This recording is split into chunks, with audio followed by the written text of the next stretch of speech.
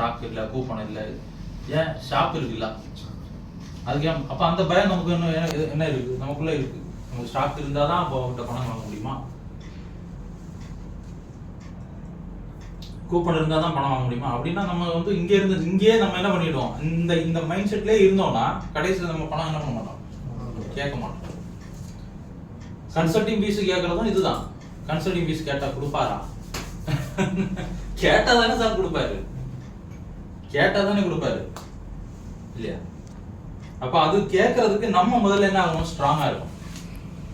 கேட்கறதுக்கு உண்டான, நான் சொன்னல 500 ரூபாய் நீ கேட்கலாம், 500 ரூபாய் கேட்கறதுக்கு உண்டான ஸ்ட்ராங் வந்துட்டு என்ன இருக்கு, 500 அவன் கொடுக்கறதுக்கு உண்டான அந்த அளவுக்கு என்ன நம்ம எந்த அளவு ஸ்ட்ராங்ல இருக்கோம்.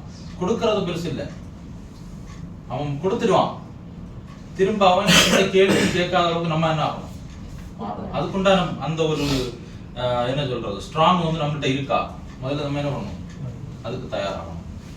அதே மாதிரி நம்ம ஒரு ப்ராடக்ட்டோ இல்லை ஒரு சர்வீஸோ கஸ்டமர் வாங்கணும் அப்படின்னு நம்ம நினைக்கிறோம்னா அது அவருடைய ப்ராப்ளத்தை எந்த அளவுக்கு சால்வ் பண்ணுன்ற கான்ஃபிடன்ஸ் நம்மகிட்ட இருக்கும்.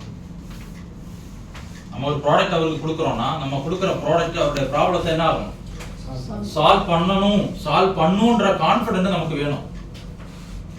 இல்லைன்னா அந்த பணம் கேட்க முடியாது. அதுவும் நமக்குள்ள என்ன இருக்கும், பயம். இதுவும் நமக்குள்ள ஒரு பயம் கிடக்கும்.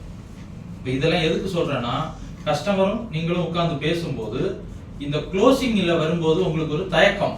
நான் லாஸ்ட் வாட்டி பார்த்தேன், கடைசி எண்டில் வரும்போது அது வரைக்கும் நல்லா இருக்கு, ப்ரெசன்டேஷன் எல்லாம் என்ன ஆகுது, சூப்பரா போயிட்டு இருக்கு, நல்லா ப்ரெசன்டேஷன் எல்லாம் சூப்பரா போயிட்டு இருக்கு. எண்டில் பணம் கேட்குற இடத்துல தான் நமக்கு என்ன ஆகுது, அந்த பயம் இருக்கு. அந்த பயம் நமக்கு இருக்கக்கூடாது. ஏன்னா நம்ம இப்போ யாரா மாறிட்டு இருக்கோம், கன்சல்டண்டா மாறிட்டு இருக்கோம். நம்ம கமிட்டட் பார்ட்னருக்கு பணத்தை வாங்கி கொடுக்கக்கூடிய இடத்துல நம்ம வந்தாச்சு.